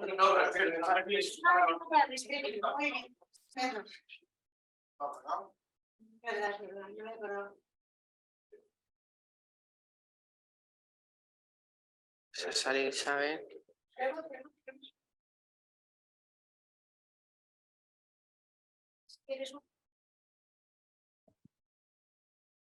Ahora, no, si va a ser una intervención muy breve, empezar por felicitar las dos ponencias muy brillantes, en algunas ocasiones divertidas, pero sobre todo, frente a lo que se oye, positivas. No han caído en el pesimismo que siempre es paralizador.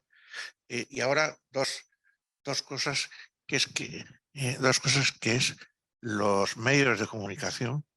Hay algo de lo que habrá que hablar en ese ciclo, pero que es el control social, importantísimo, porque ¿quién controla? ¿Y para qué controla? Y no hay control social y no hay tampoco control político. Luego, bueno, o hay un control político, claro, sí, pero cuando lo hay es un control político espúreo y entonces lo que iba a señalar. Bueno, me ha parecido muy interesante lo de que se recuerde la tarea formativa de las casas del pueblo y me ha parecido muy interesante la noción, pues, la terminología de los narcisos. Y solamente quería hacer una referencia mitológica a cómo acaba Narciso. No, es simplemente una referencia. Y ya termino diciendo que los medios de comunicación, sin medios de comunicación, digamos, libres o independientes, hay alguno independiente de la mañana, pero solo de la mañana. Los libres y los sin medios de comunicación libres con el proyecto ilustrado y con la terminología ilustrada. Y claro, si los medios de comunicación sin libertad de crítica y libertad de expresión no hay democracia, ¿dónde está la libertad de expresión? ¿Dónde está la libertad para transmitir con veracidad un recuerdo rapidísimo a un filósofo, a un político también, Antonio Gramsci, con su, claro, con ese decir la verdad es revolucionario. Pues en eso estamos, de que el decir la verdad forma parte de un futuro, no de un presente.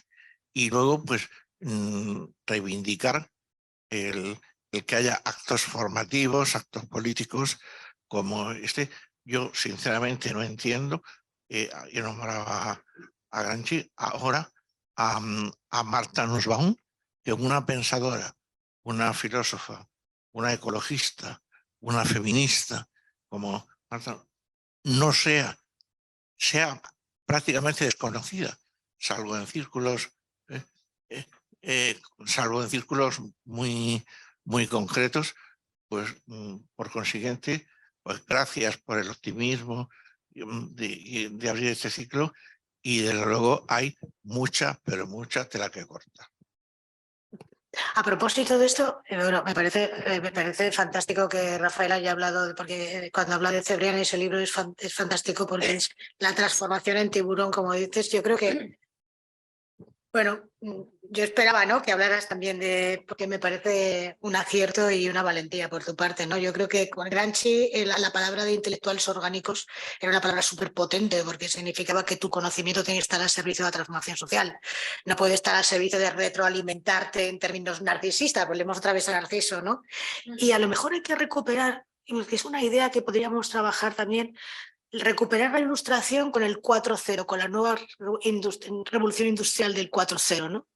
Porque la ilustración lo que supuso es la falta de... o sea, pierdes ya el concepto de servidumbre y pasas a ser propietario de ti mismo, ¿no?, como ciudadano. Y ligar ilustración a 4.0, eso sí que sería un debate interesante, que podríamos hacerlo. O sea, que UGT podría promoverlo, o sea, porque ahí sí que sería una enorme innovación. ¿Cómo podemos recuperar la ilustración en el sentido de yo no pertenezco al señor feudal, yo tengo derechos como ciudadanía, tengo un oficio que además puedo intercambiar en una incipiente forma de comercio? ¿Y cómo puedo otra vez hablar del concepto de libertad? Porque lo ha tocado muy bien Rafael Fraguas, ¿no? La libertad de expresión no es derecho de pernada. Porque ahora es derecho de pernada. Ahora es derecho de pernada. Entonces me parece... A Martha Nussbaum habla de capacidades, precisamente. O sea, es que está hablando de capacidades. Y nosotros tenemos que los sindicatos hablan de capacidades cuando están negociando. Lo llamen como lo llamen, pero sus cláusulas regulativas están hablando de capacidades. Entonces, utilizar también buenos referentes, bueno, me parece fantástico, de verdad. O sea, que qué bien, qué gusto oíros, qué bien. No, muy brevemente. Bueno, con relación a lo que dice Antonio y lo que decíais algunos de vosotros, lo insinuáis y tal, hay un debate también ideológico que tenemos que hacer, yo creo, desde cualquier instancia seria, ¿no? Y es el debate de la posmodernidad. Sí. Es decir, en qué medida la posmodernidad, que tenía un vector también emancipatorio en un principio, pero en qué medida ha contribuido realmente A cargarse al sujeto. A cargarse, entre otras cosas, esas dos muletas mediante las cuales la civilización y la cultura se ha desarrollado, que son el espacio y el tiempo. Sí. O esa impregnación del discurso tecnológico llevado hasta sus extremos más inhumanos. Sí. Es decir, la tecnología es extraordinaria si se pone al servicio de las causas sociales. Sí. Pero cuando se emancipa, cuando no hay un control social o político de esas herramientas, es decir, queda prácticamente en manos de ese capitalismo financiero del cual yo os hablaba, y al que os invito a pensar en la importancia que está teniendo a la hora de desmantelar todo lo que hemos hecho durante siglos. Claro. Entonces, la Que es recuperación patrimonio. de los aspectos racionales, no totalitariamente racionales, que también los había en la Ilustración, sino los aspectos racionales, los aspectos discursivos, los aspectos de interlocución social, etcétera. Yo creo que es fundamental, porque me da la impresión, sin ser muy catastrofista, que como no nos apuremos en acortar eso, vamos a la hecatombe. Por ejemplo, con esa sacralización de la tecnología. O sea, el poder destructivo de las armas nucleares que hay en este planeta, en este momento desplegadas o en arsenales, tenía ya capacidad en 1985. ¿Sabes cuánto? Para hacer exorbitar a la Tierra de su órbita. Fijaros, es decir, entonces o utilizamos la tecnología para defendernos de esos monstruos que hemos creado, o desde luego no hay viabilidad, o sea, nuestra civilización, perdón, porque puede parecer... pero Rafael, estamos colonizando Marte y no todo lo que se está introduciendo para colonizar Marte, que está siendo el 1,6% del PIB de Estados Unidos, no es casualidad. No es casualidad. La colonización de Marte, ¿qué nos la están haciendo? Porque vamos a ver qué hay en ese planeta. Colonizar significa preparar humanos para estar allí. ¿Qué implica? ¿Cuál es la estrategia? O sea, no eres catastrofista, tú estás diciendo o introducimos códigos éticos o no intervenimos en nuestro futuro, no en nuestro biográfico, sino en la responsabilidad, porque cuando hemos estado en la clandestinidad y hemos estado queriendo un mundo mejor, no estábamos pensando en nosotros, estábamos pensando en un cambio democrático, que significa cambio participativo. Entonces, no es catastrofismo, es aviso a navegantes, pongámonos a trabajar en esto y a discutir. Creemos un espacio. No hay tantas conversaciones.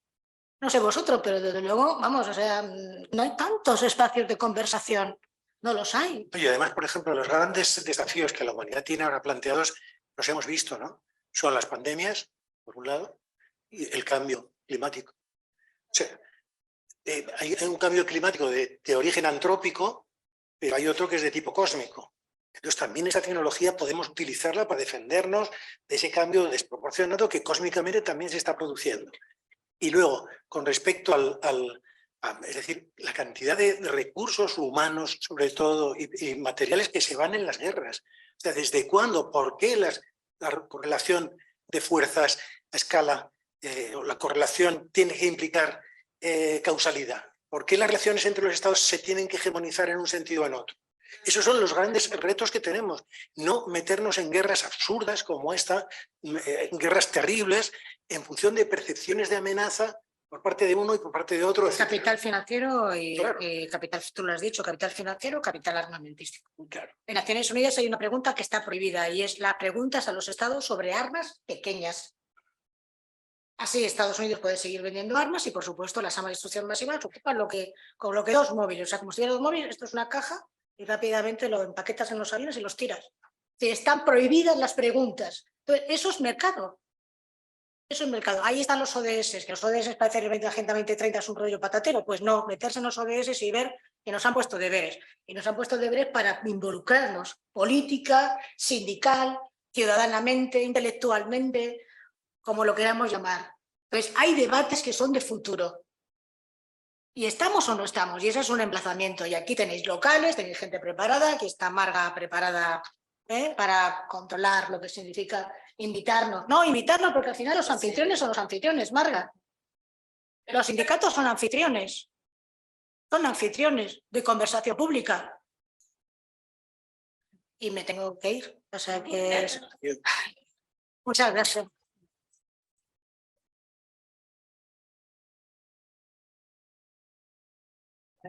Ramón. Sí, espera, que Ramón va a hablar, Ramón, Sí. Es que quedan 3, entonces vamos a escucharnos. Venga, yo voy a rápido. perfecto. Aunque sea butanero, por supuesto, siempre felicitar a UGT, a la Fundación Progreso y Cultura, a Isabel, por hacer estas conversaciones, por organizar estas conversaciones.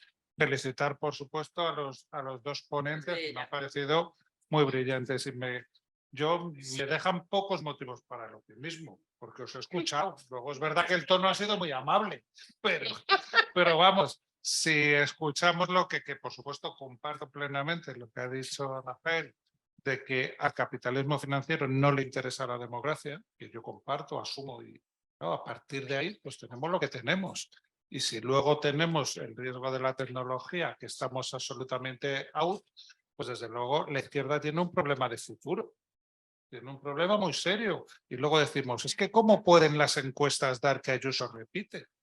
Pues sí, si no tenemos apenas ningún medio de comunicación que hable bien de una gestión de gobierno, y eso lo vemos también claramente en ese intento de compra que ahora se está produciendo del único medio, digamos, progresista, con Vivendi, etcétera, detrás, ¿no? Que todos lo hemos podido leer. Pues claro, al final, luego llegan las campañas electorales y decimos, ¿por qué no se habla de Madrid? Porque no les interesa hablar de Madrid. Y como a los que gobiernan la comunidad, que gobiernan la ciudad, no les interesa hablar de Madrid, aparte que aquí está lo nacional, que se come todo, no hay medios locales, no hay información local, etcétera, etcétera. Pero claro, luego nos sorprendemos. Bueno, pues no da para tanta sorpresa.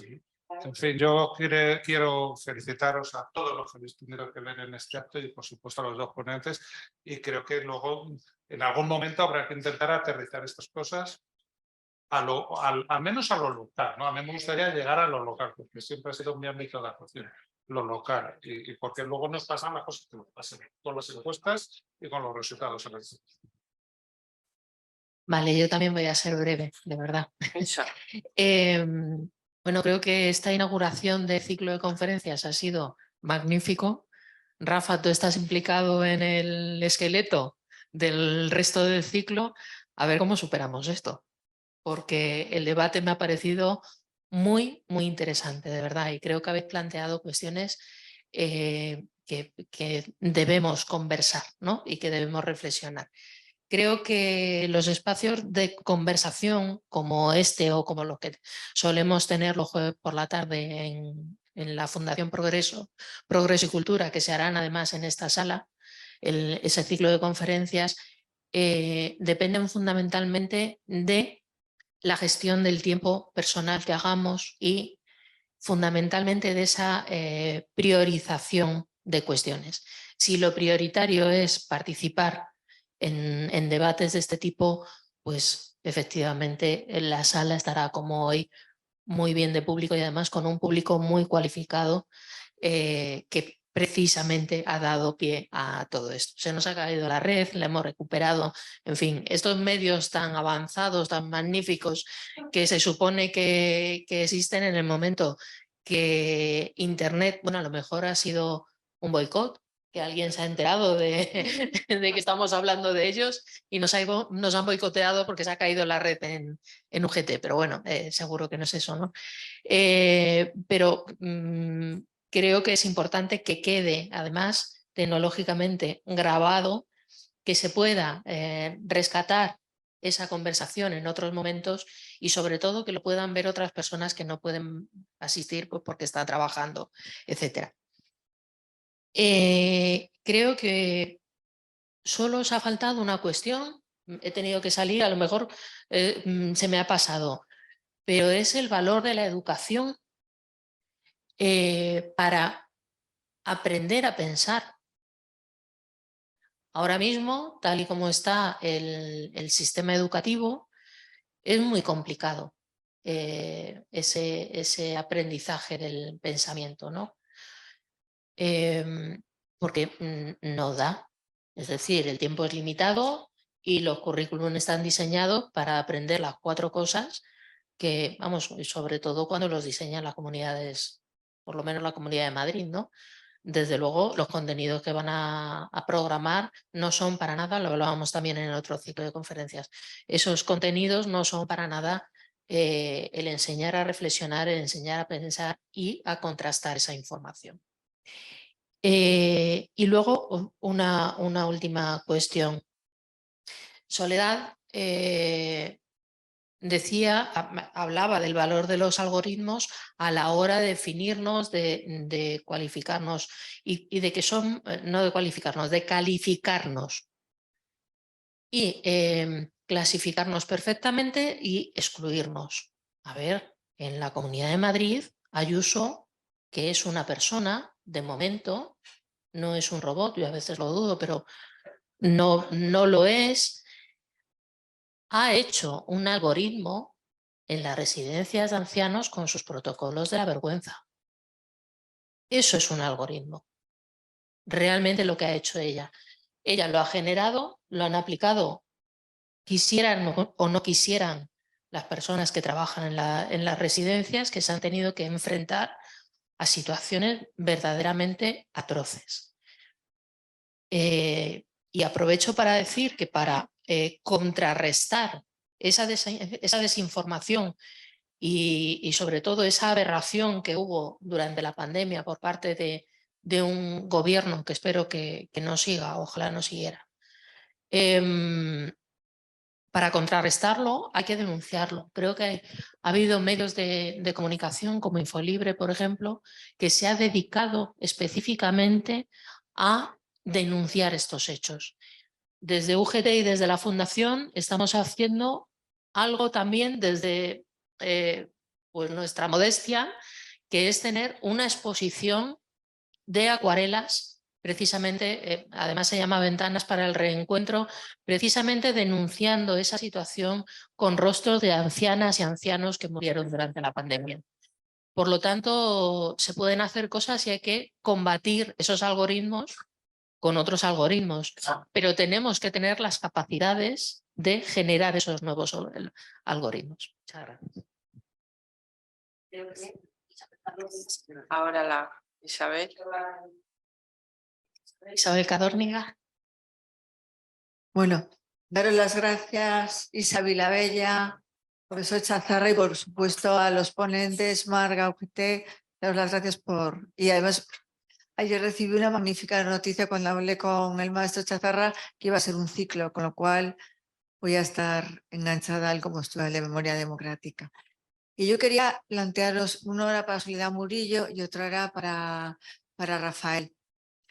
No entiendo cómo nuestro partido y los partidos políticos que velamos por la verdad no utilizamos en campañas electorales verificadores. En Cataluña lo han hecho en las municipales y lo que prima es la verdad. La verdad es un valor importantísimo. Entonces quería preguntarle a Soledad si se había planteado en algún momento hacerlo en un debate electoral en vivo y directo, un verificador. Lo hicieron en las municipales en Cataluña este año por primera vez, en el 2023, con Verificat, que es una plataforma que lucha contra la desinformación. Y luego para Rafael Fraguas, yo creo que a veces somos un poco lights, porque al igual que la libertad de expresión es un mandato constitucional, también es que la información sea veraz. Entonces, me gustaría saber si tenéis datos de cuántos recursos de inconstitucionalidad hay frente a mentiras constantes y a manipulaciones en la ciudadanía que evidentemente van en detrimento de una democracia sana y decente. Esas eran mis dos preguntas. Muchas gracias. Bueno, con relación a eso, yo lo que creo es que aquí hay otro problema. Es el problema del Poder Judicial en nuestro país, ¿no? Es decir, da igual el número de recursos. El problema es si se tramitan o no y si se tramitan correctamente o no. Y entonces, dado el panorama de la composición ideológica y su conducta objetiva política de los jueces de este país, es irrelevante. O sea, da igual lo que se plantee. Es decir, el poder de este país menos evolucionado es el Poder Judicial y en sus manos está prácticamente el control de calidad democrática en este país. Como quiera que los jueces no cumplen con su función, hay otras instituciones que tampoco la cumplen, estábamos viendo en la prensa, pues todo lo que hace alusión a la búsqueda por parte de la ciudadanía de justicia no encuentra su satisfacción casi nunca. Yo no conozco a nadie en este país que confíe realmente en la justicia, es decir, que piense que llevando una causa ante un tribunal vaya a recibir justicia. No lo conozco. Si conocéis alguno, me lo decís, por favor. Entonces, no te puedo precisar ese número pero ya digo que sería irrelevante mientras el panorama judicial en nuestro país no se haya democratizado. Yo quiero deciros una pequeña cosa. La judicatura tiene un órgano propio que se llama Justitia, que se publica desde los años de la posguerra. El número 4 de esa publicación ha desaparecido, el mapa. ¿Qué figuraba ahí? Yo sí sé lo que figuraba. Figuraba los nombres y apellidos de todos los jueces que juraron compromiso eterno con el dictador. En ese repertorio, ¿qué porcentaje de apellidos se reproducen en la actualidad? No se trata de culpar a los hijos de los pecados de los padres, pero evidentemente el factor endogámico es un factor objetivo, es mensurable, es medible. Qué curioso que el poder democrático, el poder judicial, el menos evolucionado democráticamente, tenga mucho que ver con esos factores endogámicos denunciados en la desaparición de ese número 4 de la revista Justicia. Por ejemplo, no sé si respondo más o menos a lo que querías decir, pero bueno, yo lo que siento es que los debates sobre los medios, la gente se asusta y no los plantea y no critica a los medios, que hay que criticar. Si os fijáis, el feedback, es decir, la reversibilidad, los medios tienen cartas al director y todo eso, pero son cartas... O sea, son espacios que tienen unos formatos ridículos con relación al tipo de ofensa, por ejemplo, que se trata de conjurar en una carta que un particular que se siente ofendido manda, ¿no? O sea, tendríamos que buscar, también, bueno, el defensor del lector, por ejemplo, los ombudsman, tenemos que buscar espacios donde los medios tengan aguante y capacidad para encajar en formatos similares a los de la emisión las repercusiones de lo que estos medios hacen, ¿no? Es decir, formatos mucho más amplios donde se dé opinión realmente a las personas que se sientan ofendidas, transgredidas, acosadas por los medios, que tienen a veces demasiado poder. Son tareas que abordaremos en este ciclo que yo creo que es muy importante. Y yo una última cosa, yo quiero instaros a que votéis a Ayuso. Con B. Votar con B. Sí. No con V, sino con B. Buenos días, yo quería dar las gracias a UGT porque en mi casa, lo mismo que el Partido Socialista, las agrupaciones, pues son mi casa, porque soy socialista y soy UGTista. Aunque esté jubilada, voy a hacer 71 años, pero nunca me borraré. Yo creo que me meterán los 2 carnets cuando me vaya a morir, ¿no? Cuando me dicen las compañeras del FSMC, digo, niña, ¿no os dais cuenta que yo ya voy a hacer 71 años? Pero me siguen teniendo ahí, ¿no? Entonces, pues quería contestar al compañero que no hace falta borrarse de UGT nuestra casa porque seguimos estando ahí. Yo no voy a borrar, yo creo que mi madre me parió socialista y UGTista y seguiré aquí toda mi vida, ¿no? La mayoría de preguntas eran de Soledad Murillo y bueno, pues siento que se haya ido, ya me ha dicho que cuando la queramos llamar, que viene, pues la llamaremos otra vez. Y cuando habéis hablado de las célebres reuniones de los periodistas que iban a por Felipe González, todo el mundo... Por ejemplo, hay cierta crítica del gobierno de Felipe González en un tema como este tema de las concesiones a las televisiones privadas, que me parece perfecto el tema de las televisiones privadas. Pero claro, en el año 90, cuando se hacen las concesiones, se hacen unas concesiones que no tienen prácticamente posibilidad de retroacción, cuando realmente, en teoría, el servicio de la televisión es un servicio público, que no corresponde solamente a las televisiones públicas, sino que también incumbe a las televisiones privadas, y aquí se nos olvida. Y claro, resulta que las concesiones que se han hecho después se supone que son concesiones que una empresa puede revertir en otra, y al final nos encontramos con que en teoría, el supuesto control democrático, la pluralidad que existía con respecto a las televisiones, pues se difumina y se pierde.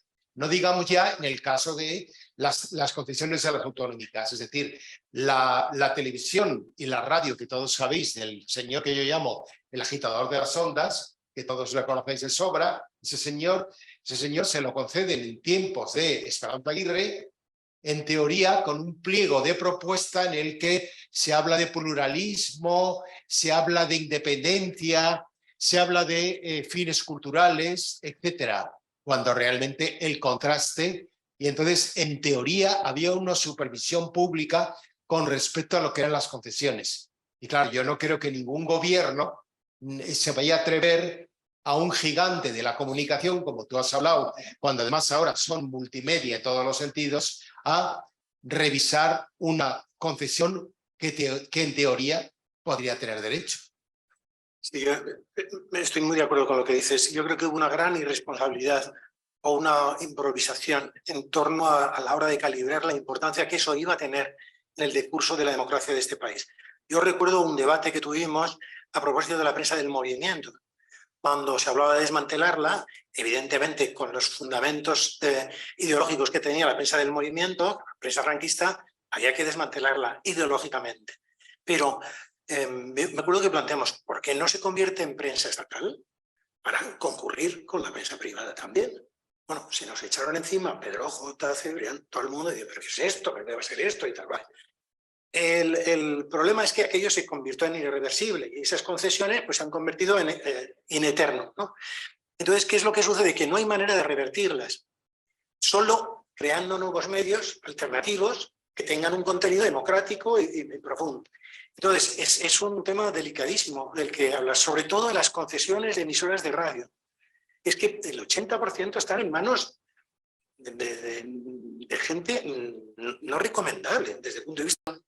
Que muchísimas gracias por haber venido, que os esperamos a partir de septiembre en los siguientes ciclos, bueno, ¿no? Conferencias que vamos a hacer y que nada,